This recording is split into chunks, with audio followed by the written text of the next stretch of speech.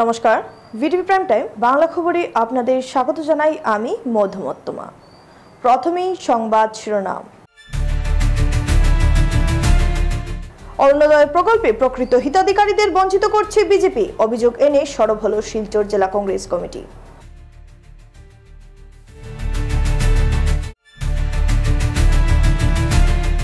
কাছাড় জেলার চেঙ্গুড়ি কুকুবাড়ি গ্রামে স্বামী স্ত্রীর অন্তরঙ্গ মুহূর্তের ভিডিও ভাইরাল, মহিলার উপর তালিবানি নির্যাতন, এলাকাবাসীর আটক 5।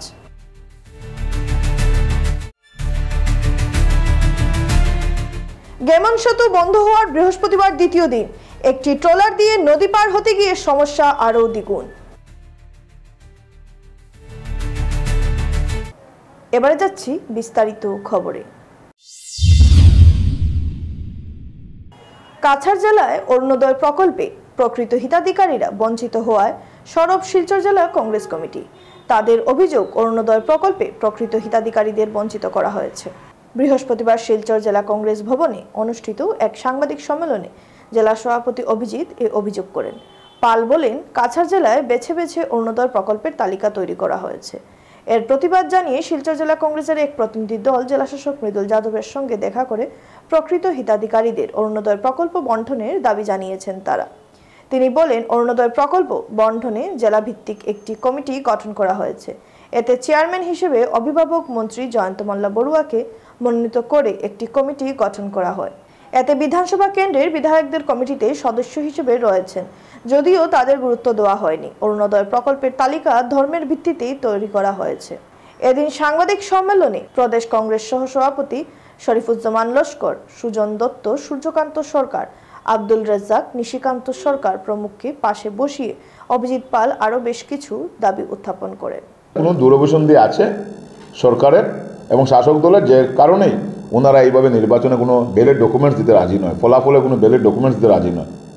আপনারা দেখবেন, আর নির্বাচনে ফলাফল ঘোষণা হয়েছে 11 তারিখ। জুন মাসের শেষ থেকে শুরু করা হচ্ছে, গাঁও পঞ্চায়েতের বডি বানানো হবে। জুলাই মাসে গিয়ে এপি বানানো হবে। কেন এই 2 মাসের গ্যাপ? সেটা নিয়েও আমাদের প্রশ্ন। বিজয়ী হওয়ার পর 2 মাস কিসের জন্য প্রয়োজন যে গাঁও পঞ্চায়েত গঠন করতে, এপি গঠন করতে, এপি বোর্ড গঠন করতে, জেলা পরিষদ গঠন করতে কেন 2 মাসের প্রয়োজন? সেটার মধ্যে কি রহস্য? তার আগে তো আমরা কোনোদিন দেখিনি। আমরা লোকসভা নির্বাচন বলুন, বিধানসভা নির্বাচন বলুন, আমার মনে হয় না ভারতবাসী কোনোদিন এরকম দেখেছেন যে নির্বাচনে ফলাফল ঘোষণার পর 2 মাস লাগে সেটা বডি গঠন করতে। কাছাড় জেলার চেঙ্কুড়ি কুকুবাড়ি গ্রামে এক মহিলার উপর চালানো হলো তালিবানি নির্যাতন। ঘটনায় পুলিশ গ্রেফতার করেছে 5 জনকে। গ্রেফতার হওয়া লোকের ভিতর 3 জন পুরুষ ও 2 জন মহিলা। তাদের নাম হলো 26 বছরের কিষান দাস, 26 বছরের রঞ্জিত দাস, 22 বছরের কৃপেশ দাস, 55 বছরের শৈলবালা দাস, 35 বছরের সাধনা দাস। ঘটনার বিবরণে জানা যায়, কুকুবাড়ি গ্রামে এক মহিলা স্বামীর মৃত্যুর পর অন্য এক যুবকের সাথে বিবাহ বন্ধনে আবদ্ধ হয়েছিল। তাদের অন্তরঙ্গ মুহূর্তের একটি ভিডিও ভাইরাল হয় বলে জানা যায়। এই ঘটনা নিয়ে গাঁওবাসী ক্ষুব্ধ হয়ে পড়েন। এই ঘটনা নিয়ে গ্রামবাসীদের উপস্থিতিতে বিচার সভা হয়। বিচার সভার সিদ্ধান্ত না মেনে একাংশ গ্রামবাসীরা মহিলাকে জুতার মালা গলায় দিয়ে মুখে কালো রং লাগিয়ে মহিলাকে গ্রামবাসীরা গ্রামে গ্রামে ঘুরিয়ে অপমানজনকভাবে শারীরিক ও মানসিকভাবে অত্যাচার চালায়। ঘটনার ভিডিও করে সামাজিক মাধ্যমে ভাইরাল করে দেওয়া হয়। এই ঘটনায় বর্তমানে বরাক উপত্যকায় তীব্র প্রতিক্রিয়ার সৃষ্টি হয়েছে। বুধবার সকাল থেকে বন্ধ করে দেওয়া হয়েছে 6 নম্বর জাতীয় সড়কের বরাক নদীর উপর অবস্থিত কাঠিগড়া বদরপুর সংযোগকারী সেতুটি। এতে অসংখ্য মানুষ এদিন কাঠিগড়া ফেরিঘাট দিয়ে বদরপুর গেছেন, আর ফেরার পথেও সেই নদীপথেই ফিরে আসেন। এদিকে মঙ্গলবার NHDSL এর একটি নোটিফিকেশন জারি হয়েছে। তাতে বলা হয়েছে, সেতুটি 60 দিনের জন্য সম্পূর্ণভাবে বন্ধ থাকবে। 21 মে থেকে 20 জুলাই পর্যন্ত বন্ধ থাকবে বরাক ত্রিপুরা মিজোরামের যাত্রীদের জন্য সড়কপথে যোগাযোগের জন্য অত্যন্ত গুরুত্বপূর্ণ এই সেতুটি। এই পরিস্থিতি মোকাবেলায় কাছাড় জেলা প্রশাসন ইতিমধ্যেই বিকল্প ব্যবস্থা গ্রহণ করেছে। যাতায়াতের সুবিধার জন্য বিকল্প হিসেবে রয়েছে কাঠিগড়া বদরপুর ঘাট ফেরি সার্ভিস, কালাই শিলচর রোড এবং চৌরঙ্গি রানী ফেরি TRK রোড। ফেরি সার্ভিসের জন্য যাত্রীদের চৌরঙ্গি বাজার থেকে আসতে হবে কাঠিগড়া বাজার। কাঠিগড়া থানার বিপরীতে রয়েছে ফেরিঘাট এবং বদরপুর ঘাট। লোকনাথ মন্দিরের পাশে রয়েছে অন্য প্রান্তের ফেরিঘাট। 6 নম্বর জাতীয় সড়ক ব্যবহারকারী ভারী যানবাহনগুলি শিলচর কালাইন সড়ক ব্যবহার করতে পারবে।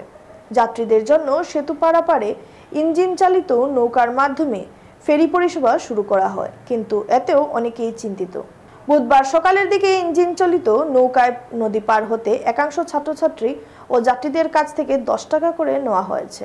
পরে বিষয়টি জানাজানি হলে সেটা কমিয়ে 5 টাকা করা হয়, যেখানে নিয়ম অনুযায়ী 4 টাকা ধার্য রয়েছে বলে জানান ফেরিঘাটের ইনচার্জ এস পাল।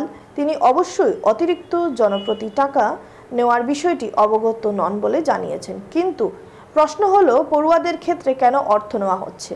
বিষয়টি নিয়ে এদিনই বদরপুরের একটি স্কুলের ছাত্রছাত্রীরা কাঠিগড়ার সার্কেল অফিসারকে লিখিত স্মারকপত্র প্রদান করেছেন বলে জানা গেছে।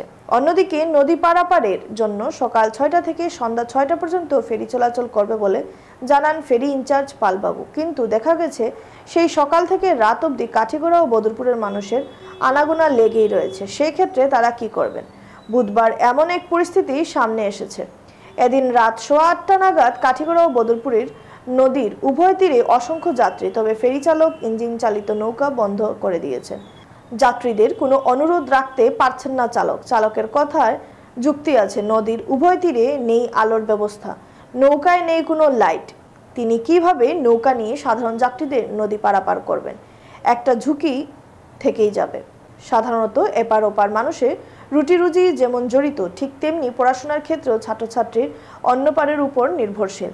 তাই বৃহত্তর জনসাধারণের স্বার্থে নদীতে 24 ঘন্টা সম্ভব না হলেও অন্তত সকাল 5টা বা 6টা থেকে রাত 11টা পর্যন্ত ফেরি সার্ভিস চালু রাখা অত্যন্ত জরুরি, এমনটাই অভিমত পোষণ করেছেন ভুক্তভোগীরা। পঞ্চায়েত নির্বাচনের ফলাফল ঘোষণা হওয়ার পর এবার জিপি সভাপতি নির্বাচিত করতে সক্রিয় হয়েছেন গ্রুপ সদস্যরা। বহু জিপিতে সভাপতি পদে দাবিদাররা নিজের সমর্থন আদায় করতে গ্রুপ সদস্যদের কৌশল অবলম্বন করার খবর পাওয়া যাচ্ছে। এমন পরিস্থিতিতে সোনাই সমষ্টির কৃষ্ণপুর জিপিতে ব্যতিক্রমী চিত্র প্রকাশ পেয়েছে। জিপির 7 জন গ্রুপ সদস্য সভাপতি নির্বাচনে একমত রয়েছেন। বুধবার রাতে বিশিষ্ট ব্যক্তিবর্গদের উপস্থিতিতে কৃষ্ণপুর জিপির 7 জন গ্রুপ সদস্য এক সাংবাদিক সম্মেলনে একথা জানিয়েছেন। উপস্থিত গ্রুপ সদস্যদের তরফে 10 নং গ্রুপ সদস্য রতন দাস জানান, সভাপতি নির্বাচনে 7 জন গ্রুপ সদস্য একমত হয়েছেন।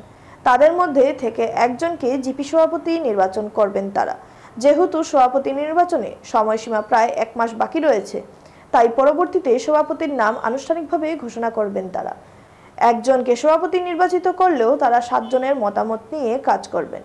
জিপির বিভিন্ন সমস্যা সহ গ্রাম উন্নয়নের প্রকল্প যাতে সঠিক বাস্তবায়ন হয় এবং যোগ্য হিতাধিকারীরা সুযোগ সুবিধা পায়, এই লক্ষ্যে থাকবেন তারা। এদিকে সাংবাদিক সম্মেলনে উপস্থিত স্থানীয় বিশিষ্ট ব্যক্তি ফয়জুল আহমেদ মজুমদার 7 জন গ্রুপ সদস্য একমত হওয়ার খুশি ব্যক্ত করেন। গ্রামবাসীদের তরফে তাদেরকে সমর্থন করে তারা যোগ্য একজন ব্যক্তিকে সভাপতি নির্বাচিত করবেন এবং তাদের নেতৃত্বে জিপির উন্নয়ন হবে বলে আশা প্রকাশ করেন তিনি।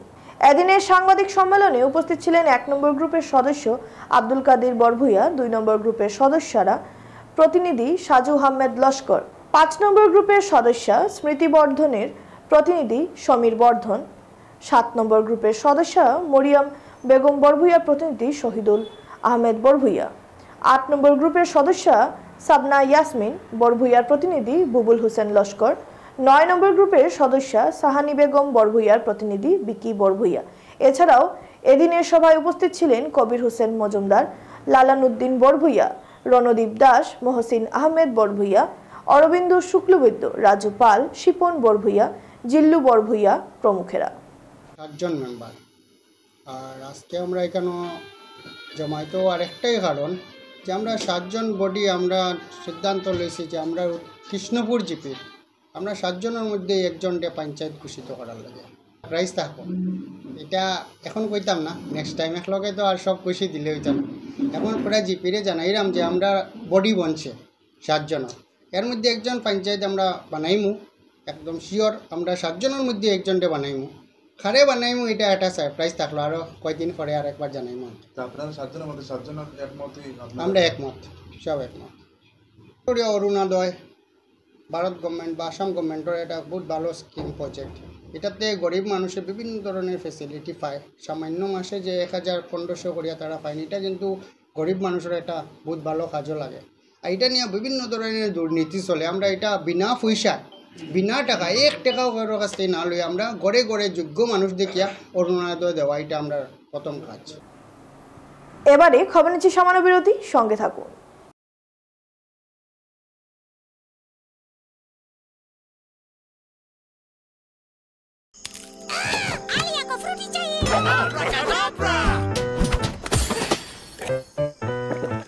I'm a mango. I'm a mango. Fruity finish. तुम्हें भी फन चाहिए? Yes. Mango fruity. Yeah. Mango fruity, fresh and juicy. Too much fun.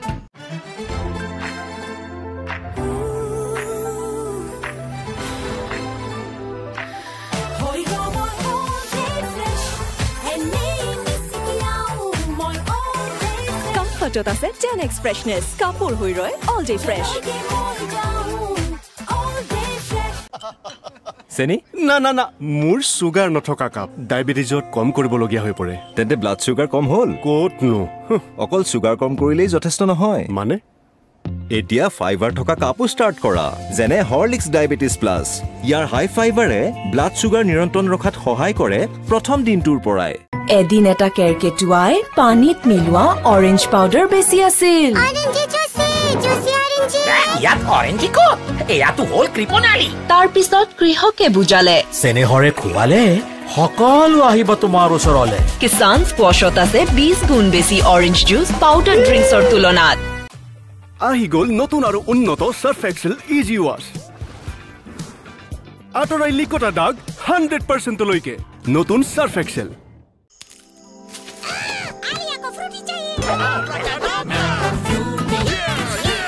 Mango fruity, fresh and juicy. Too much fun. বলক স্যার পিছৰটো চৰিলে মন্ত্ৰী ছাৰৰ ৰেলী লেট হৈ গ'ল। মন্ত্ৰী ছাৰ এটা প্ৰশ্ন। সৰি পিছৰটো ৰেলীত 50 কিলোমিটাৰ। স্যাৰ ঠাণ্ডা যেতিয়া ঘামেদি ওলাই যায় ইলেক্ট্ৰলাইটছ তেতিয়া ঠাণ্ডাই নহয়, ইহে কৰিব ভাগৰৰ লগত ফাইট। আগবঢ়া হৈছে নতুন গ্লুকন ডি এক্টিভৰ্ছ, য'ত আছে ইলেক্ট্ৰলাইটছ আৰু গ্লুকোজৰ ডাবল এডভান্টেজ। ই বেগেতে কাম দিয়ে আৰু কেৱল এনাৰ্জিটো চাই নহয় বৰঞ্চ এক্টিভো কৰি তোলে। গ্লুকন ডি এক্টিভৰ্ছ এনাৰ্জিজ আছে, এক্টিভ কৰি তোলে। ফিরে এলাম বিরতির পর। 2 কোটি টাকার অবৈধ বিদেশি সিগারেট উদ্ধার ও 2 পাচারকারীকে করা হয় জিরিবাম জেলার সাবমফাইয়ে। গোয়েন্দা তথ্যের ভিত্তিতে অভিযানে নেমে এই বিরাট সাফল্য পেল আসাম রাইফেলস এবং মণিপুর পুলিশ। মঙ্গলবার আসাম রাইফেলসের জওয়ান এবং মণিপুর পুলিশ এক দল জিরিবাম জেলার সাবমফাইয়ে যৌথ অভিযান শুরু করে। অভিযানে 2 জন ব্যক্তিকে আটক করা হয় এবং বিপুল পরিমাণে অবৈধ বিদেশি সিগারেট উদ্ধার হয়। উদ্ধার করা নিষিদ্ধ সামগ্রীর মধ্যে 98টি বিদেশি সিগারেটের ব্যাগ ছিল। প্রতিটি ব্যাগে 1000 সিগারেটের প্যাকেট ছিল এবং এর মোট আনুমানিক মূল্য 2 কোটি টাকা। জানা গেছে নিষিদ্ধ সামগ্রী টিপাইমুখ থেকে একটি নৌকায় নিয়ে আসা হয়েছিল এবং এটি বাংলাদেশের পাচারের উদ্দেশ্যে ছিল। লঙ্কা শহরের অতি গুরুত্বপূর্ণ রাস্তা লঙ্কা নোয়াগাঁও রোড। এই নোয়াগাঁও রোডে রয়েছে শহরের 2 নং রেলগেট। এই রেলগেটে একটি ওভারব্রিজ নির্মাণের কাজ দীর্ঘ 6 বছর ধরে কাজ চলছে, যা আজ পর্যন্ত সম্পূর্ণ হয়ে ওঠেনি। উল্লেখযোগ্য যে অসমের তদানীন্তন পূর্তমন্ত্রী হেমন্ত বিশ্ব শর্মা এই ব্রিজ নির্মাণের জন্য শিলান্যাস করেছিলেন। নির্মাণ কাজ শুরু হওয়ার পর থেকে যদিও ছোট যানবাহনগুলো চলাচল করার একটি সুবিধা ছিল, কিন্তু আজ প্রায় 2 মাস যাবৎ কাজের সুবিধার জন্য সম্পূর্ণরূপে রেলগেটটি বন্ধ করে দেওয়া হয়েছে। তাই এই গেটের উভয় দিকে স্থানীয় বাসিন্দা থেকে শুরু করে দূরের যাত্রীদের চরম দুর্ভোগ পোহাতে হচ্ছে।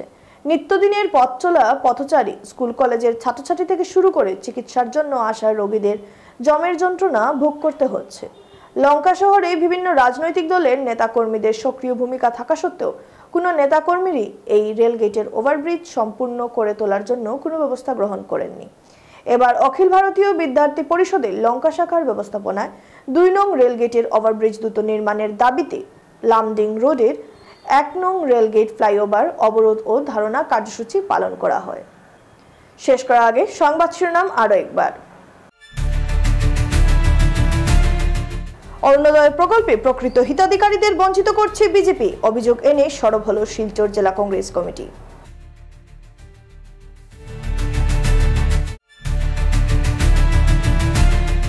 কাছাড় জেলার চেঙ্কুরি কুকুবাড়ি গ্রামে স্বামী স্ত্রীর অন্তরঙ্গ মুহূর্তের ভিডিও ভাইরাল। মহিলার উপর তালিবানি নির্যাতন, এলাকাবাসীর আটক 5।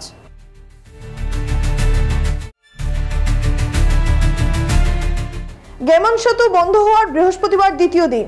একটি ট্রলার দিয়ে নদী পার হতে গিয়ে সমস্যা আরও দ্বিগুণ।